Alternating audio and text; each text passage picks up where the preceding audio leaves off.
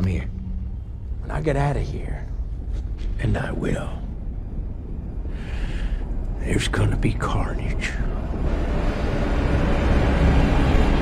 Said you had to read Lethal Protector and just kind of see what we're creating here and how we're developing and bringing this to the screen. Eddie Brock is in the Brock Report, the Lethal Protector. But for all his good intention, he gets in his own way. He has paid the price for that, and he's lost pretty much everything that he cared about.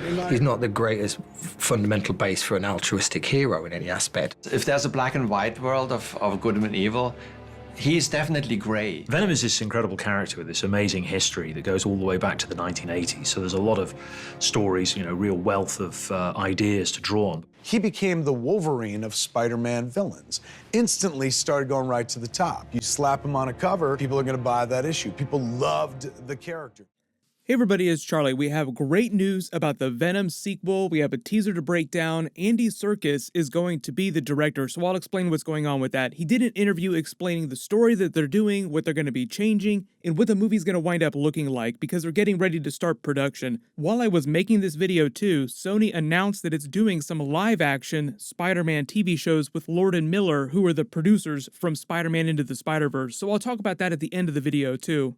So we'll break it all down. We're doing that Avengers Endgame Blu-ray giveaway. All you have to do to enter is be a subscriber and leave your best Venom sequel theory on the video. Some of what they're doing during the Venom sequel even gets into a little bit of what they did with Spider-Man Far From Home and how they changed those characters. So I'll give a spoiler warning when we need to talk about the ending of Spider-Man Far From Home, but I just broke this down top 10 style. So number 10, big news the other day you probably heard is Andy Serkis was recently confirmed as the director of the Venom sequel. Right away people were asking him what he was actually going to do with the movie because he's a very different type of director than Ruben Fleischer, who directed the first movie. The reason why he left is because he was doing the Zombieland sequel and that conflicted with the shooting dates for the Venom sequel. No shade to that director from the first movie, but I am so happy that they got Andy Serkis.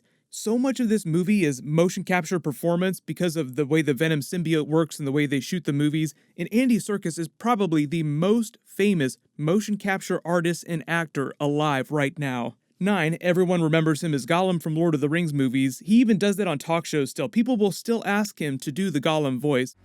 The fake news media has never been so wrong or so dirty. Purposely incorrect stories and phony sources to meet their agenda of hate. Sad. But he also did some amazing motion capture work in the Planet of the Apes movies as Caesar. You probably even realized that Woody Harrelson, who is playing the Carnage character, starred with Andy Serkis in the most recent Planet of the Apes film, so they've already worked together before this.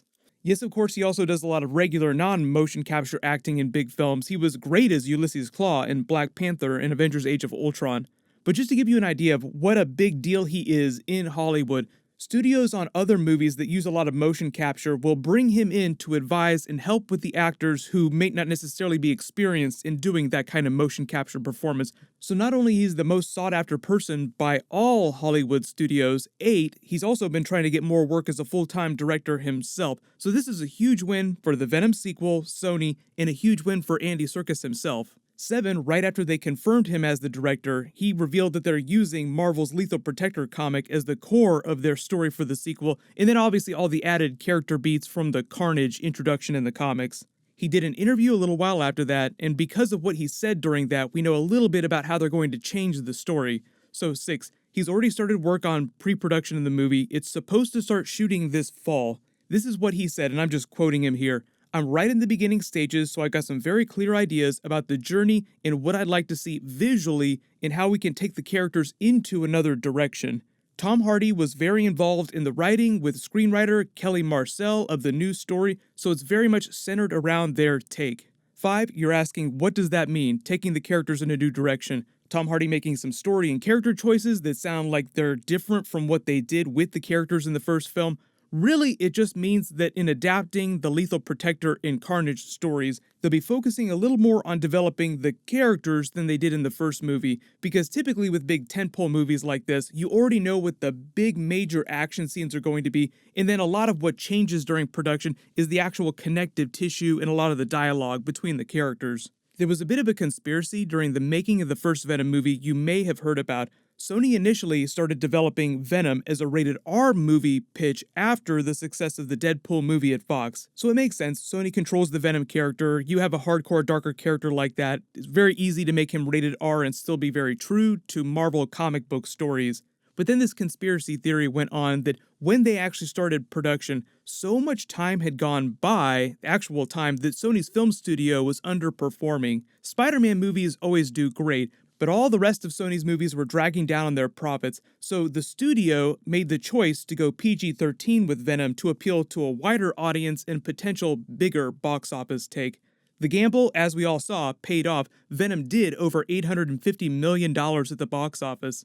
But by changing from a darker rated R Venom movie to PG-13 while they were in the middle of shooting the movie caused all kinds of problems. For when you go back and you watch the Venom movie now, notice how Tom Hardy's performance, which amazing as it is, Tom Hardy is fantastic, seems very out of tone with what a lot of the other actors are doing in their scenes. A lot of that is because of the stuff they changed mid-shoot, in addition to allowing Tom Hardy to do just whatever he wanted. Most of that Eddie Brock performance came all from Tom Hardy. They sort of treated him the way that the Marvel movies treat Robert Downey Jr. You give him a script to go off of, but a lot of what he winds up doing is improvisation, just because he's such a fantastic actor. So that's why you have people like Michelle Williams, who's an amazing actress, seeming like her character is part of a darker, more serious movie with the way she's performing, and then all of a sudden Tom Hardy's Eddie Brock just jumps in a lobster tank. All that is pure Tom Hardy choices he's making in the moment. All the Tom Hardy stuff is great, it's just that you have to plan on that from the start and build all the supporting characters' performances around that.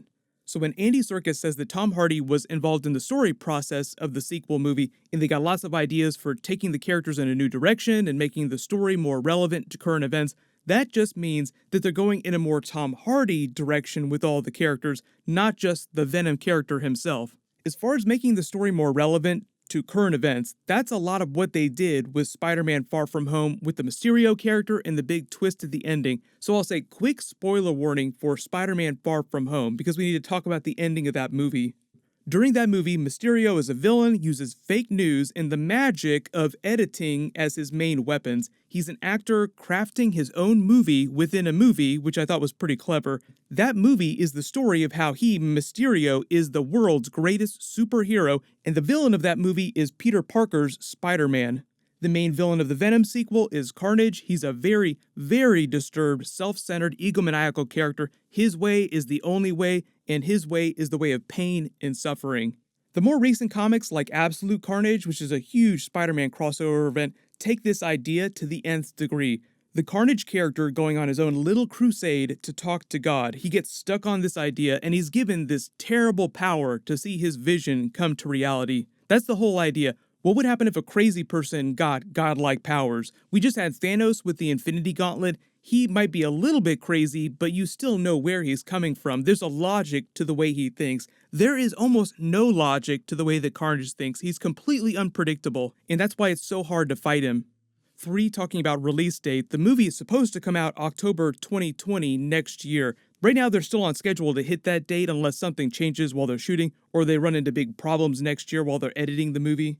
I'd expect to see the first teaser trailer or any kind of footage around the time they released the Birds of Prey movie in February, because that's around the time where we saw the first teaser for the original Venom movie. The Morbius Living Vampire movie is coming out at the end of July next year. That's within the Venomverse. It's considered a Venom spin-off, so I'm expecting a teaser trailer around February for that too. Eventually, if they can get their other spin-offs like Silk or the Craven movie or any Sinister Six movies off the ground, then we'd probably get to a point where you see like 2 Spider-Man spin-off movies every single year or every other year outside of the Tom Holland Spider-Man movies.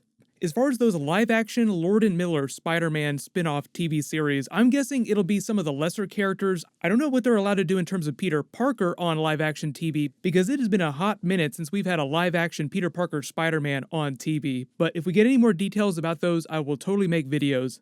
2, as far as they've said, Woody Harrelson is still playing Carnage, but they won't confirm that till right before they start shooting. I'm okay if they want to recast. They recast War Machine between Iron Man 1 and Iron Man 2, and no one really cared that much. I was not a fan of the red wig that they put on Woody Harrelson. I will totally be okay if they get rid of that wig. Michelle Williams is going to be coming back as Eddie Brock's girlfriend, maybe a little bit more She-Venom action, and they haven't announced which other big main comic book characters that they're going to do, but the script is finished, so they already know what the story is going to be. In fact, I'm actually kind of hoping now, because of Absolute Carnage, that they call the Venom sequel Maximum Carnage, and then just call Venom 3, whatever that movie winds up being, Absolute Carnage. In number 1, as for Spider-Man Tom Holland involvement, based on Kevin Feige's recent comments around Comic-Con and the conspiracy surrounding the Marvel and Sony sharing arrangement for that character, I don't think that Tom Holland is going to cross over right now. But Kevin Feige did confirm that Sony does plan to eventually cross Tom Holland's Spider-Man over with Venom, but that movie would be pure Sony, and he, Kevin Feige, wouldn't have anything to do with it, meaning that right now Venom still has nothing to do with the MCU. They're treating him like he's in another universe. But as you probably suspected, because Marvel Phase 4 is trading so hard on the idea of the multiverse, Spider-Verse is a really easy way to explain how MCU Spider-Man can cross over with Venom, and Venom can still be its own separate thing that the MCU movies don't really have to deal with. Everyone post your theories about the Venom sequel in the comments below, and if you have any big questions about it, I'll try to answer them in the comments. But I have my Spider-Man Far From Home deleted scenes video that I'm still working on. I have more Marvel Phase 4 videos.